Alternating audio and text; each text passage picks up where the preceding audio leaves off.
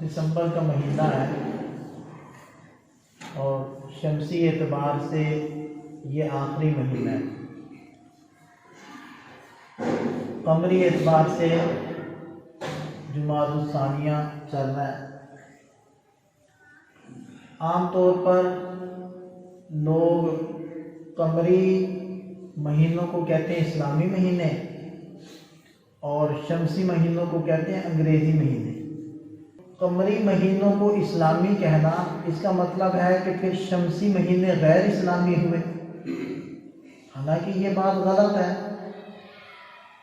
قمر کس نے پیدا کیا؟ اللہ نے. تو شمس کس کا بنایا گیا؟ اللہ تعالیٰ نے. تو سورج سے جو مہینے بنتے ہیں وہ بھی اسلامی ہیں، جو چاند سے بنتے ہیں وہ بھی اسلامی ہیں، سارے مہینے اسلامی ہیں. تو یہ تقسیم نہیں کرنی چاہیے. ہاں یوں کہہ دینا چاہیے کہ قمری مہینہ یہ ہے، شمسی یہ ہے، اسلامی یہ ہے، یہ نہیں کہنا چاہیے کیونکہ دونوں ہی اسلامی ہیں. جنوری، فروری، مارچ، اپریل ان کے ناموں سے اختلاف ہو سکتا ہے کہ یہ نام بھی رکھنے چاہیے کیونکہ ان ناموں میں شرک ہے، ان ناموں کے اندر دیو مالائی کہانیاں ہیں، غلط عقائد کی ترجمانی ہے. لیکن عام طور پر پبلک اس کو سمجھتی بھی نہیں کہ جنوری کس بنیاد پر رکھا گیا تھا، فروری کس بنیاد پر رکھا گیا تھا. تو یہ بحث ہو سکتی ہے کہ جنوری کی بجائے اس کو بدر کہہ دو، فروری کو احد کہہ دو، یہ بحث کی جا سکتی ہے. لیکن یہ نہیں آپ کہہ سکتے کہ چاند والے وہ اسلامی مہینے ہیں اور یہ غیر اسلامی مہینے، سارے اسلامی ہیں. دیکھیں اللہ تعالیٰ نے کچھ چیزوں کو سورج کے ساتھ جوڑا ہے، کچھ چیزوں کو چاند کے ساتھ جوڑا ہے. تو یہ جو حج ہے، رمضان ہے، عید ہے وغیرہ وغیرہ، ان چیزوں کو اللہ تعالیٰ نے چاند کے ساتھ جوڑا ہے، لیکن نمازوں کو سورج کے ساتھ جوڑا. دوسری بات کہ جو سورج کے مہینے ہیں وہ حساب کتاب سے بنائے گئے اور چاند کے مہینے مشاہدے پر ہیں. آپ کو نظر آتا ہے کہ پہلی جب چاند چڑھتا ہے تو وہ نظر آتا ہے چاند چڑھ گیا، چاند والا مہینہ شروع ہو گیا، آدھا ہو گیا، اس کا پتہ چلتا ہے. اور اس کے بعد جب وہ اترنا شروع ہوتا ہے مہینہ، وہ بھی پتہ چل رہا ہوتا ہے. تو وہ جو زمانہ تھا جب اسلام نازل ہو رہا تھا، قرآن اتر رہا تھا، تو لوگ حساب کتاب کو نہیں جانتے تھے، اسٹرونومی کو نہیں سمجھتے تھے، فلکیات علم حیات سے ان کا کوئی لگاؤ یا دور دور کا کوئی واسطہ نہیں تھا. تو اس لیے چاند کو ہی بنیاد بنایا گیا مہینوں کا حساب کتاب کرنے میں، اور سورج کا جو سسٹم ہے وہ حساب کتاب کا ہے، یہ کیلکولیشنوں پر ہے. تو وہ آسانی کے لیے ہے. اس لیے جن چیزوں کو مہینوں کے ساتھ متعین کرنا تھا، تو چونکہ چاند کا حساب کتاب ہر پڑھا لکھا ان پڑھ، ہر شہری دیہاتی، ہر زمانے کا بندہ سمجھ سکتا ہے، چاند کو دیکھ کر اندازہ لگا سکتا ہے. دیکھو ایک دو دن کا فرق پڑ سکتا ہے لیکن ہفتوں کا فرق تو نہیں پڑے گا نا. لیکن جو نمازوں کا حساب کتاب ہے وہ سائے پر اور سورج کے طلوع اور غروب پر، اس کو بھی مشاہدے سے ہم سب سمجھ سکتے ہیں. اس لیے نمازوں وغیرہ کے اوقات کو متعین کر دیا وہ سورج سے. تو اس لیے یہ اسلامی غیر اسلامی کی تقسیم ٹھیک نہیں ہے. بہرحال جو شمسی سال ہے وہ شروع ہوتا ہے جنوری سے، جو قمری سال ہے وہ شروع ہوتا ہے محرم الحرام سے. تو شمسی سال کا آخری مہینہ ہے اور جلد ہی یہ سال ختم ہو جائے گا، نیا سال شروع ہو جائے گا. چونکہ دسمبر چل رہا ہے اور 2 دن کے بعد 25 دسمبر کو عام طور پر نصارہ کرسمس ڈے مناتے ہیں، حضرت عیسیٰ علیہ السلام کی پیدائش کا دن مناتے ہیں. تو اس حوالے سے میں چند گزارشات آپ حضرات کے سامنے رکھنا چاہتا ہوں. پہلی بات تو یہ ہے کہ عیسائیوں کو عیسائی کہنا بھی نہیں چاہیے. یہ میری بھی زبان پر چڑھا ہوا ہے، ہم سب ہی ان لوگوں کو عیسائی کہتے ہیں یا مسیحی برادری کہتے ہیں۔ حقیقت کے اعتبار سے وہ عیسائی نہیں ہے، حقیقت کے اعتبار سے قرآن نے جو ان کا نام رکھا ہے وہ رکھا ہے نصارہ، نصرانی۔ عیسائی ان کو کہتے ہیں جو حضرت عیسیٰ علیہ السلام کو ماننے والے ہوں، اور کسی کو ماننا اصل میں اس کی ماننا ہوتا ہے، ٹھیک ہے، کسی کو ماننا اصل میں اس کی بات کا ماننا ہوتا ہے۔ اب نبی پاک صلی اللہ علیہ وسلم کا انکار کرنے کا مطلب یہ نہیں ہے کہ وہ آپ صلی اللہ علیہ وسلم کے وجود کو نہیں مانتے، آپ علیہ السلام دنیا میں تشریف لائے ہیں اس بات کو نہیں مانتے۔ آپ صلی اللہ علیہ وسلم کا انکار کرنے کا کیا مطلب ہے؟ کیوں جی؟ اگر کوئی بندہ اسلام کا انکار کر رہا ہے، اسلام کو نہیں مانتا، اس کا کیا مطلب ہے؟ وہ کیا کہتا ہے کہ دنیا میں اسلام مذہب ہے ہی نہیں ہے، وہ کیسے انکار کرے گا؟ مسلمان تو اربوں کے اندر ہے، اربوں کی تعداد میں موجود ہے۔ تو اسلام کا انکار کرنے کا مطلب یہ ہے کہ جو اسلام نظریات دیتا ہے، عقائد دیتا ہے، وہ ان کو نہیں مانتا۔ تو اسی طرح حضرت محمد صلی اللہ علیہ وسلم کو نہ ماننے کا مطلب یہ ہے کہ آپ صلی اللہ علیہ وسلم کی نظریات، آپ کی تعلیمات، آپ کے دیے ہوئے عقائد، مسائل، اس کو نہیں وہ مانتا۔ تو اسی طرح حضرت عیسیٰ علیہ السلام کو ماننے کا کیا مطلب ہے کہ وہ حضرت عیسیٰ علیہ السلام کی بات کو مانیں، ان کے دیے ہوئے نظریات، عقائد، مسائل، اخلاقیات، ان کو مانیں، ان کی لائی شریعت پر چلے، یہ حضرت عیسیٰ علیہ السلام کو ماننا ہے۔ تو یہ جو اس زمانے کے عیسائی ہیں وہ تو حضرت عیسیٰ علیہ السلام کی بات نہیں مانتے۔ حضرت عیسیٰ علیہ السلام نے تو اعلان کیا تھا انی عبد اللہ، میں اللہ کا بندہ ہوں۔ تو کیا عیسائی حضرت عیسیٰ علیہ السلام کو اللہ کا بندہ کہتے ہیں؟ پھر عیسائی تو حضرت عیسیٰ علیہ السلام کو نہیں مانتے۔ ہم حضرت عیسیٰ علیہ السلام کو اللہ کا بندہ مانتے ہیں۔ جتنی تعلیمات حضرت عیسیٰ علیہ السلام لائے تھے، ان تمام تعلیمات پر، ان تمام مسائل پر، ان تمام عقائد و نظریات پر، ان تمام اخلاقیات پر ہمارا ایمان ہے اور ہم ان کو مانتے ہیں، لے کر چلتے ہیں۔ تو حضرت عیسیٰ علیہ السلام کو ماننے والے تو ہم ہیں، وہ تو ہیں ہی نہیں ماننے والے۔ اس لیے قرآن نے کہیں بھی ان کو عیسائی نہیں کہا، ان کو مسیحی نہیں کہا، قرآن نے جب بھی کہا تو نصارہ کہا۔ تو اس اعتبار سے عیسائی ہم بنتے ہیں کیونکہ ہم حضرت عیسیٰ علیہ السلام کو ماننے والے ہیں۔ یہود ہو گئے تین ہی اہل کتاب ہے دنیا کے اندر، مسلمان، یہود اور نصارہ۔ اور ان کے اندر سے اگر اس وقت صحیح تعلیمات پر موجود ہے، عامل ہے، تو وہ صرف مسلمان ہے۔ کیوں؟ حضرت موسیٰ علیہ السلام کی تعلیمات میں وحدہ لا شریک لہ کا درس تھا، اللہ تعالیٰ ایک ہے، تنہا ہے۔ یہودیوں نے شرک کیا، حضرت عزیر علیہ السلام کو اللہ کا بیٹا کہہ دیا۔ پھر یہ جو نصارہ ہیں جو حضرت عیسیٰ علیہ السلام کو ماننے کے دعوے دار ہیں، حضرت عیسیٰ علیہ السلام کی تعلیم توحید کی تھی، انہوں نے حضرت عیسیٰ علیہ السلام کو اللہ کا بیٹا کہا ہے، تو یہ بھی شرک کے مرتکب ہوئے۔ تو یہ بھی حضرت عیسیٰ علیہ السلام کی تعلیمات کو نہیں مانتے۔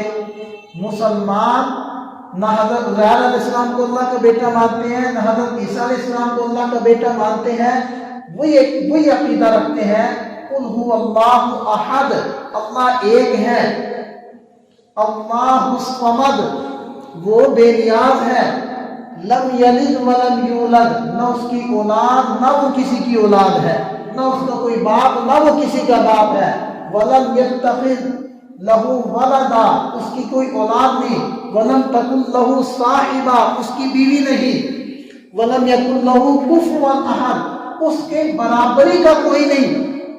تو یہ عقیدہ تو صرف مسلمانوں کا ہے۔ جو عقیدہ حضرت موسیٰ علیہ السلام نے بیان کیا، حضرت عیسیٰ علیہ السلام نے بیان کیا، وہ عقیدہ مسلمانوں کا ہے، نہ یہودیوں کا ہے نہ عیسائیوں کا ہے۔ تو پھر یہ نام کے اہل کتاب ہے، اور یہ صرف دعوے دار ہے حضرت موسیٰ اور حضرت عیسیٰ علیہ السلام کو ماننے کے، حقیقت میں یہ ان کو نہیں مانتے۔ اس لیے میں کہہ رہا ہوں کہ حقیقت کے اعتبار سے ان نصرانیوں کو عیسائی کہنا ہی غلط ہے، ان کو مسیحی برادری کہنا ہی غلط ہے۔ مسیح بھی حضرت عیسیٰ علیہ السلام کا نام ہے، مسیح علیہ السلام۔ بہرحال تو آج کے جو اہل کتاب ہیں وہ شرک کے مرتکب ہیں۔ جو عیسائی ہیں ان میں ان کے ایک نظریہ یہ ہے کہ حضرت عیسیٰ علیہ السلام خدا ہیں۔ کس بنیاد پر وہ یہ کہتے ہیں کہ دیکھیں حضرت عیسیٰ علیہ السلام جب کسی مردے سے بات کرتے تھے تو وہ زندہ ہو جاتا تھا، جب وہ اپنے ہاتھ سے کوئی پرندہ بناتے تھے مٹی کا، اس میں پھونک مارتے تھے تو وہ اڑ جاتا تھا، زندہ ہو جاتا تھا، اور وہ کوڑ کے برس کے مریض کے اوپر اپنا ہاتھ پھیرتے تھے تو وہ صحت مند ہو جاتا تھا، اور وہ غیر کی باتیں بتا دیا کرتے تھے کہ تم کیا کھا کر آئے ہو اور کیا چھپا کر آئے ہو۔ تو دیکھیں یہ باتیں تو کوئی نہیں بتا سکتا، یہ تو خدا ہی ہو سکتا ہے۔ حالانکہ یہ معجزات ہیں جو اللہ نے ہر نبی کو اس کے زمانے کے مطابق عطا کی۔ جیسا زمانہ تھا، جس چیز کا دور دورہ تھا، جس چیز کو لوگ مان رہے تھے، جس کے مقابلے چل رہے تھے، اسی کے توڑ اور مقابلے میں اللہ تعالیٰ نے معجزہ دیا۔ حضرت موسیٰ علیہ السلام جب تشریف لائے تو جادو کا زور تھا، تو ید بیضاء والا معجزہ دیا اور عصا والا معجزہ دیا۔ تو حضرت عیسیٰ علیہ السلام کے زمانے کے اندر طب کو بڑا عروج تھا، تو ان کے مطابق حضرت عیسیٰ علیہ السلام کو معجزہ دیا کہ ایسی طب ہے تمہارے پاس، ایسا کوئی نسخہ ہے کہ مردہ زندہ ہو، ایسا کوئی نسخہ ہے کہ برس کے مریض پر ہاتھ پھیرا جائے اور تندرست ہو جائے۔ یہ دیکھو یہ ہمارے نبی ہیں اور یہ ہم نے ان کو معجزہ دیا ہے، یہ تم میں سے کوئی نہیں کر سکتا، یہ کر سکتا ہے۔ اس سے پتہ چلا کہ یہ ہمارے فرستادہ اور ہمارے پیغمبر ہیں، یہ تو معجزات تھے۔ پھر انہوں نے کہا کہ ہم اس لیے حضرت عیسیٰ علیہ السلام کو اللہ کا بیٹا کہتے ہیں کہ یہ بغیر والد کے دنیا میں آئے ہیں۔ دنیا کا ضابطہ تو یہ ہے کہ اللہ تعالیٰ اسباب کے ذریعے سے اس سسٹم کو چلاتے ہیں، تو سب کا ایک نظام اللہ تعالیٰ نے بنایا ہوا، اس نظام کے مطابق انسان دنیا میں آ رہے ہیں۔ یہ اس سے بالکل ہٹ کر بغیر والد کے واسطے کے دنیا کے اندر آئے ہیں، تو نعوذ باللہ یہ تو اللہ تعالیٰ کے پھر بیٹے ہیں، اور ان کی والدہ نعوذ باللہ اللہ تعالیٰ کی بیوی ہے، اس لیے ہم ان کو اللہ کا بیٹا کہتے ہیں۔ تو اللہ تعالیٰ نے فرمایا ان مثل عیسیٰ عند اللہ کمثل آدم، اگر تم کہتے ہو کہ حضرت عیسیٰ علیہ السلام میں والد کا واسطہ نہیں ہے، تو حضرت آدم علیہ السلام میں والد کا کیا، والدہ کا بھی واسطہ نہیں، تو بغیر ماں باپ کے۔ اور یہی آیت مبہلہ ہے کہ جب نجران کے 40 عیسائی وہ آپ صلی اللہ علیہ وسلم کی خدمت میں آئے مناظرہ کرنے کے لیے، بات چیت کرنے کے لیے، تو آپ صلی اللہ علیہ وسلم نے ان کو اسلام کی دعوت دی، اور انہوں نے کہا کہ نہیں، ہم تو عیسائیت کو مانتے ہیں اور ہم حضرت عیسیٰ علیہ السلام کو اللہ کا بیٹا مانتے ہیں۔ اگر اللہ کا نہیں بیٹا مانو گے تو پھر ان کے والد کون ہیں، وہ کیسے، کن کے ذریعے سے دنیا میں آئے ہیں؟ تو نبی پاک صلی اللہ علیہ وسلم نے سورہ مریم کی آیات سنائی، اسی طرح سورہ آل عمران کی آیات نازل ہوئی، وہ آپ علیہ السلام نے ان کو سنائی، تو وہ ماننے کے لیے تیار نہ ہوئے۔ تو پھر آپ علیہ السلام نے فرمایا کہ ٹھیک ہے، پھر مباہلہ کر لیتے ہیں۔ مباہلہ کیا ہوتا ہے کہ آؤ تم میدان میں، ہم بھی آتے ہیں میدان میں، تم اپنے کچھ افراد حواریین لے آؤ، ہم اپنے خاندان کے کچھ افراد کو لے آتے ہیں، اور وہاں کھڑے ہو کر اللہ تعالیٰ سے یہ دعا کرتے ہیں کہ اللہ ہمارا یہ عقیدہ اور نظریہ ہے، یہ اس عقیدے کے دعوے دار ہے، اگر ان کا عقیدہ سچا ہے تو ہمیں تباہ و برباد کر دے، اور اگر ہمارا عقیدہ سچا ہے اور ان کا جھوٹا ہے تو ان کو تباہ و برباد کر دے، تو آ جاؤ۔ तालो इला कलिमतिन सवाइन बैनना व बैनकुम। तो जब आप अलैहिस्सलाम ने ये बात इरशाद फरमाई और ये बात फरमाकर आप अलैहिस्सलाम तशरीफ लाए और हजरत फातिमा, हजरत अली, हजरत हसन और हजरत हुसैन रज़ियल्लाहु अन्हुम उनको साथ लिया। और रावी कहते हैं कि जब आप अलैहिस्सलाम तशरीफ ला रहे थे तो सूरत हाल कैफियत ये थी कि हजरत हुसैन रज़ियल्लाहु अन्हु को गोद में लिया हुआ था, हजरत हसन रज़ियल्लाहु अन्हु की उंगली पकड़ी हुई थी, उंगली उनको पकड़ाई हुई थी। हजरत फातिमा रज़ियल्लाहु अन्हा पीछे चल रही थी और उनके पीछे हजरत अली रज़ियल्लाहु अन्हु तशरीफ ला रहे थे। और आप अलैहिस्सलाम इरशाद फरमा रहे थे कि जब मैं दुआ मांगूंगा तो तुमने आमीन कहनी है। ये इस कैफियत में आप अलैहिस्सलाम चलते हुए तशरीफ ला रहे। और वो जो 40 ईसाई थे जो भेजे गए थे नजरान से, उन्होंने जब ये मंजर देखा तो उनमें से जो आतिब नाम का पादरी था उसने कहा अपने साथियों को मुखातब करके, मैं ये जो चेहरे देख रहा हूँ, अगर ये अल्लाह से दुआ कर दें कि अल्लाह ये पहाड़ यहाँ से हटकर यहाँ चला जाए तो इनकी दुआ कबूल हो जाए। और मैं तो तुम्हें ये बताता हूँ कि तुमने आयात सुन ली है, तुमने निशानियां देख ली हैं, तुम्हें अंदाजा हो गया है ये सच्चे बरहक नबी हैं। और किसी ने भी जब किसी बरहक और सच्चे नबी के साथ मुबाहला किया है उसके छोटे बड़े सब तबाह बर्बाद हो गए हैं। लिहाजा अगर हम इनसे मुकाबला करेंगे हमारी नस्लें खत्म हो जाएंगी। आफियत इसमें है कि इनसे सुलह कर लो और अपनी औलादों को बचाओ। तो इन्होंने कहा कि हम मुबाहला नहीं करते, हम मुकाबला नहीं करते, हम आपको टैक्स दे दिया करेंगे, जिजिया दे दिया करेंगे, आप हमें जाने दें। तो 2000 जोड़े ये उस वक्त टैक्स तय हुआ था नजरान वालों का कि तुमने सालाना देने, ये जिजिया उनके ऊपर मुतय्यन हुआ। नबी पाक सल्लल्लाहु अलैहि वसल्लम ने इरशाद फरमाया, उस जात की कसम जिसके कब्जे में मेरी जान है, मैं इन ईसाइयों के ऊपर हलाकत को लटकता हुआ देख रहा था, और अगर ये मुबाहला के लिए आ जाते तो ये बंदर और खिंजीर बना दिए जाते। तो इस्लाम ने अलग कुछ नजरियात हमें दिए हैं जो इस वक्त के ईसाइयों और यहूदियों के नहीं है। हमारे अकायद और नजरियात बिल्कुल उनसे मुख्तलिफ हैं। ये सलीब क्या है?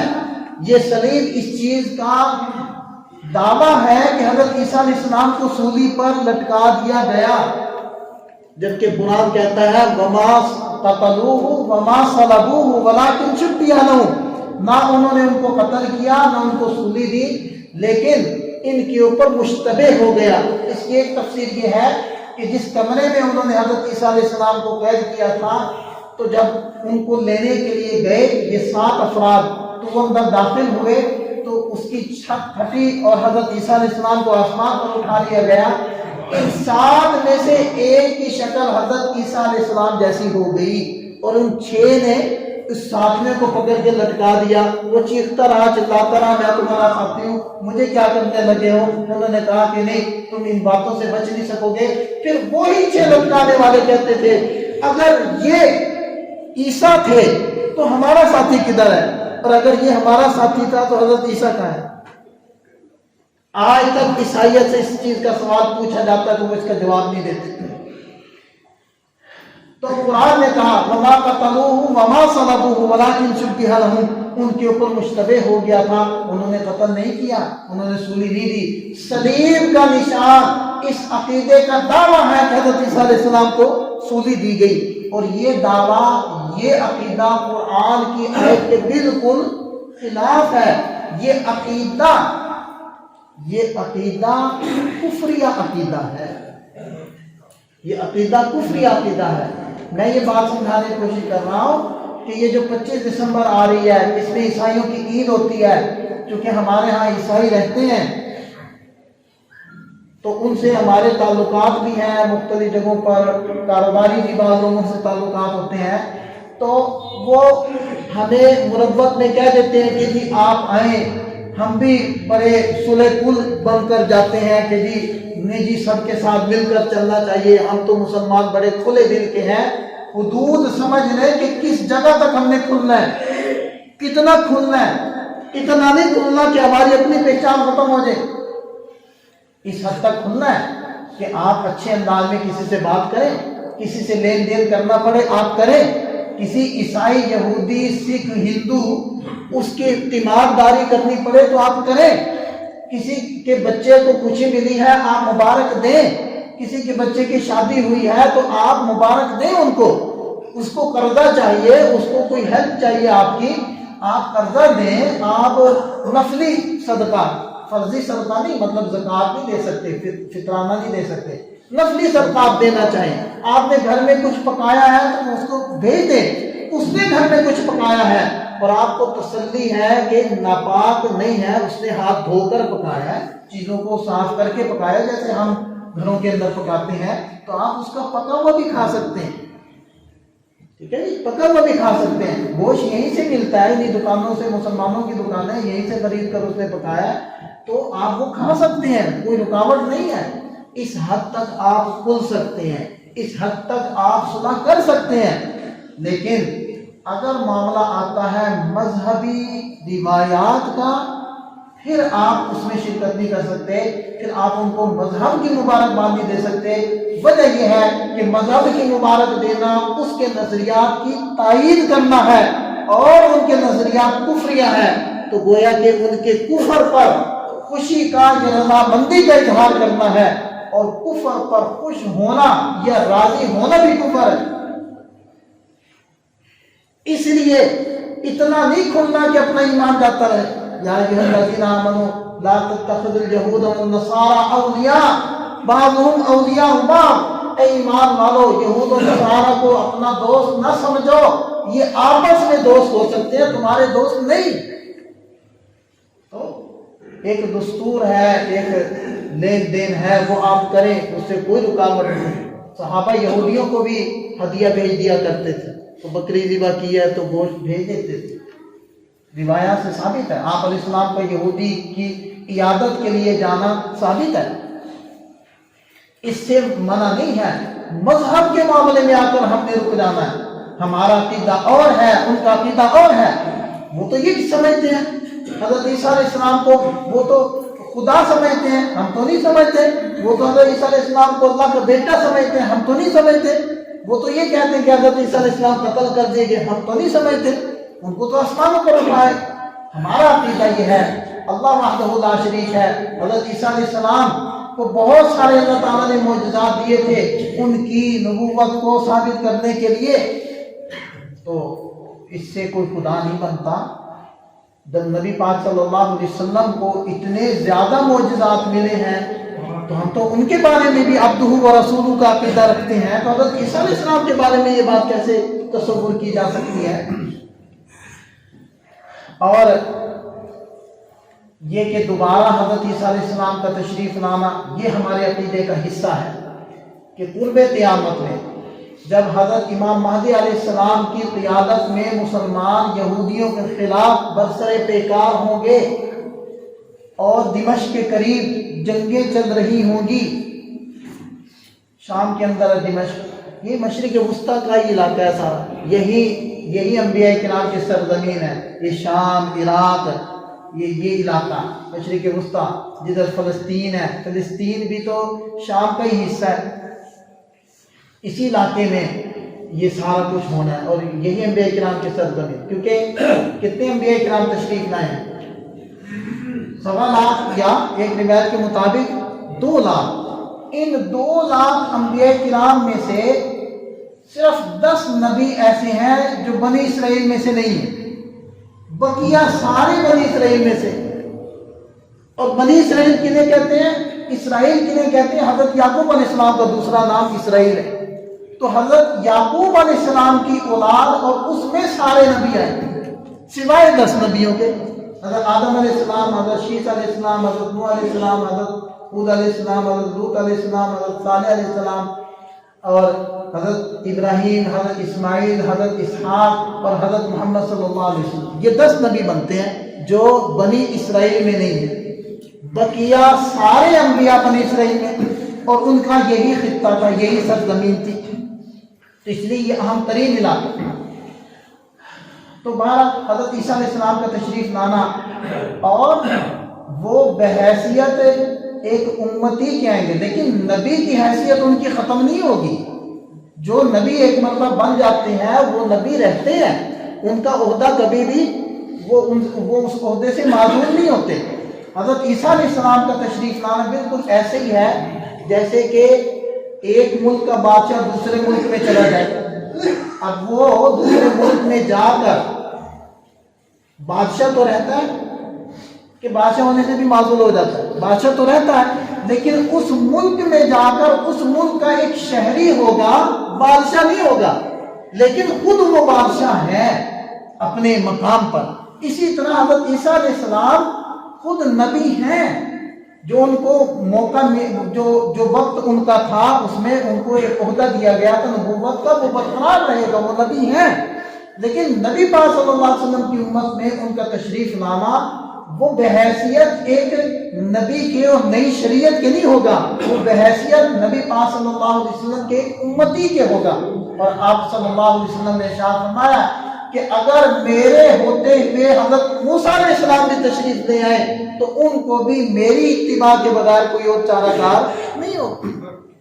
وہ 40 سال یہاں زندہ رہیں گے، شادی بھی کریں گے، اولاد بھی ہوگی، وہ پوری زمین کو وہ عدل و انصاف کے ساتھ بھر دیں گے، اور پوری اس روئے زمین پر ایک بھی کافر نہیں بچے گا۔ یہ ہے ہم مسلمانوں کا عقیدہ حضرت عیسیٰ علیہ السلام کے بارے میں۔ تو حقیقت میں حضرت عیسیٰ علیہ السلام کو ہم مانتے ہیں، موجودہ عیسائی کہلانے کے حقدار نہیں ہے، ان کو قرآن نے نصارہ کہا ہے، وہ حضرت عیسیٰ علیہ السلام کی تعلیمات کو نہیں مانتے۔ وہ تو حضرت عیسیٰ علیہ السلام تو خود نبی پاک صلی اللہ علیہ وسلم کی پیشن گوئی فرما رہے ہیں، اور یہ آپ علیہ السلام پر ایمان نہ لا کر حضرت عیسیٰ علیہ السلام کو جھٹلا رہے ہیں اور اپنی انجیل کو جھٹلا رہے ہیں، یہود اپنی تورات کو جھٹلا رہے ہیں، تو ان کا تو اپنی کتابوں پر ایمان نہیں۔ بہرحال خلاصہ یہ نکلا کہ ہم ہر اعتبار سے مستقل امت ہیں، ہمارے عقائد مختلف ہیں، ہماری اخلاقیات کا ہمیں ایک پورا پلان اسلام نے دیا ہے، معاشیات کا پلان دیا ہے، ہمیں کسی کی چیزیں اپنانے کی ضرورت نہیں ہے۔ آپ رواداری کریں دیگر دنیاوی معاملات میں، مذہبی معاملات میں جا کر نہیں کرنی، ورنہ ایمان کا خطرہ ہے۔ یہ تو 25 دسمبر کے حوالے سے بات ہو گئی۔ بقیہ وہی جو مسئلہ چل رہا ہے فلسطین کا، وہ ایسا مسئلہ نہیں ہے کہ ہم اسے بھولیں، ہم اس کو بھول نہیں سکتے۔ کسی بھی موقع پر ہم نے اپنی دعائیں جاری رکھنی ہے، اور ایک کامیاب ترین ہم مسلمانوں نے سب نے مل کر جو کام کیا ہے وہ ملٹی نیشنل کمپنیوں کا بائیکاٹ کیا ہے۔ یہ وقتی چیزیں نہیں ہیں، ہم نے اٹھنا ہے، ہم نے ان لوگوں کا بائیکاٹ کرنا ہے، اور ہم نے اس کے متبادل جو اپنے ملک کی چیزیں ہیں ان کو پروموٹ کرنا ہے۔ اور اگر کوئی اس قابل ہے کہ وہ خود ان ملٹی نیشنل کمپنیوں کے مقابلے میں کوئی پروڈکٹ تیار کر لے تو اس کو ہم نے سہارا دینا، اس کا ساتھ دینا ہے۔ ایک تو یہ بات۔ دوسری بات یہ ہے کہ اس بات کو کبھی بھی اگنور نہیں کرنا کہ ہم کون صدی سے بحیثیت قوم یہ فیصلہ کر کے چلتے چلے آ رہے ہیں کہ ہمیں اسرائیل نامنظور۔ کیوں جی؟ کون صدی ہوگی اس قوم کو کہ انہوں نے یہ فیصلہ کیا ہوا ہے کہ ہم نے اسرائیل کو تسلیم نہیں کرنا، اور ہم اس اپنے فیصلے پر اب بھی موجود۔ آج ہمارے نگران وزیر اعظم صاحب کہتے ہیں کہ جی 2 قومی نظریے کو مان لو، تو صاف بات ہے کہ اس کا مطلب ہے اسرائیل کو مان لو۔ اب ڈھکے چھپے الفاظ میں قوم کو یہ ذہن سازی کرنے کی کوشش کر رہے ہیں کہ اسرائیل کو مان لو۔ تو جب کہا گیا کہ بھائی پاکستان کو تو بنانے والے یہ کہتے تھے کہ اسرائیل کو کسی صورت تسلیم نہیں کیا جا سکتا، تو آگے سے ماشاءاللہ کہتے ہیں کہ جی قائد اعظم صاحب نے کون سا حدیث فرما دی تھی کہ جو تبدیل نہیں ہو سکتی۔ تو بھائی یہ قائد اعظم صاحب رحمۃ اللہ علیہ کی ذاتی رائے نہیں تھی، یہ پوری قوم کا فیصلہ تھا۔ ٹھیک ہے، یہ ہم سب کو معلوم ہونا چاہیے کہ اسرائیل کو تسلیم نہیں کرنا یہ قائد اعظم صاحب کی ذاتی رائے نہیں تھی کہ آپ ذاتی طور پر اس کو تبدیل کر دیں، یہ 4 بندے کمرے میں بٹھا کر معاہدہ کر کے سائن کر دیں، ایسا نہیں ہوگا۔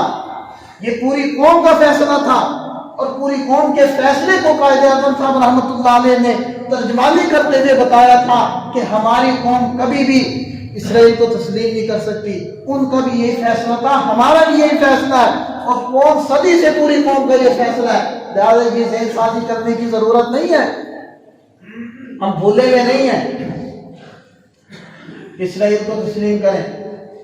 اور پھر یہ کہہ دیا جاتا ہے جی بہت ساری قومیں کہتی ہیں یا بہت سارے لوگ کہتے ہیں کہ تسلیم کر لو، وہ تو اور بھی بہت کچھ کہتے ہیں۔ لوگ تو یہ بھی کہتے ہیں کہ جی پاکستان سے اسلامیہ کا نام ہٹا دو، اسلامیہ جمہوریہ کی بجائے عوامی جمہوریہ لگا دو، یہ بھی کہتے ہیں۔ لوگ تو یہ بھی کہتے ہیں کہ ہمیں تمہارے مدرسے، تمہاری مسجدیں، ہمیں تمہارے مولوی اور تمہاری داڑیاں یہ اچھی نہیں لگتی، تو پھر یہ بھی مان لیں کہ ہم ان کی باتیں۔ وہ تو ہمیں یہ بھی کہتے ہیں کہ ہمیں تمہاری عورتوں کے پردے اچھے نہیں لگتے، تو ہم یہ بھی ان کی بات مان لیں گے۔ لوگ کہتے ہیں جی، لوگ کہہ رہے ہیں جی، قومیں کہہ رہی ہیں جی، مان لیں۔ اور یہ بات یاد رکھیں کہ وقت گزرنے سے کوئی ناجائز بچہ جائز نہیں ہو جاتا۔ اگر ایک بچہ ناجائز پیدا ہوا ہے تو 20 سال گزرنے کے بعد وہ جائز ہو جائے یا وہ ناجائز ہی رہے گا؟ جب تک وہ رہے گا تو ناجائز ہی رہے گا نا۔ تو پوری قوم نے یہ فیصلہ اس وقت کیا تھا کہ اسرائیل یورپ کا ناجائز بچہ ہے۔ اب کیا 70-75 سال گزرنے کے بعد وہ بڑا ہو کر کیا جائز بن گیا؟ وہ اب بھی ناجائز۔ لہذا ہم کسی بھی صورت میں من حیث القوم اس بات کو تسلیم نہیں کر سکتے، اور ہمارے مسلمان بھائیوں نے جو خون دیا ہے وہ اس لیے نہیں دیا کہ اسرائیل کو تسلیم کر لو، لہذا ہم من حیث القوم پاکستانی کسی بھی صورت میں اس بات کو تسلیم نہیں کر سکتے کہ وہ وقت آئے کہ ہم اسرائیل کو تسلیم کریں۔ اس نے یہ ناجائز ریاست ہے، اس نے ختم ہونا ہے، ایک دن اس نے ختم ہونا ہے، چاہے آج ختم ہو، چاہے 10 سال بعد ختم ہو، چاہے 50 سال بعد ختم ہو۔ مسلمان سر کٹوا سکتا ہے لیکن سودے بازی نہیں کر سکتا، لہذا ہم سب کا یہی نظریہ اور عقیدہ ہے کہ اسرائیل نامنظور، اور جو ایسی بات کرے گا وہ بھی ہمیں نامنظور ہے۔ لہذا ہم اپنا یہ احتجاج ریکارڈ کروا رہے ہیں اور ہم اپنے جذبات کی ترجمانی کر رہے ہیں کہ جی آپ اگرچہ سیٹ پر بیٹھے ہوئے ہیں لیکن آپ کو ہم یہ حق نہیں دیتے کہ آپ اس قسم کی باتیں کریں۔ اللہ تعالی ہم سب کو سمجھ عطا فرمائے۔